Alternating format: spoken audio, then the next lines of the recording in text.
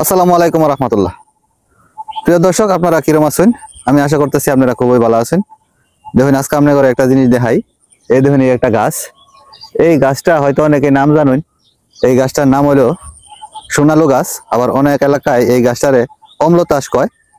এই গাছটার বহু ঔষধি গুণ আছে। এটার গাছের বাকল এবং পাতা আয়ুর্বেদিক চিকিৎসার ক্ষেত্রে ব্যবহার করা হয়। কোষ্ঠকাঠিন্য রোগ দূর করবার লেগে এই গাছের ফলের শ্বাস ব্যবহার করা হয়। এছাড়াও জ্বর, গাঁটে ব্যথা, বিভিন্ন রোগের চিকিৎসার জন্য এই গাছ খুব ভালো কাজ করে।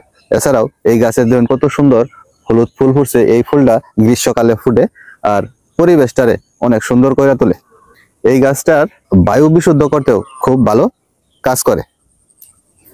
এছাড়াও এই গাছ দেখেন মাঝারি আকারের হয়, এই জন্যে এই গাছের বাকল বা কাঠ দিয়ে আমরা বিভিন্ন ধরনের ফার্নিচার বানাইবার পারি। এছাড়াও জ্বালানি হিসেবে ব্যবহার করবার পারি।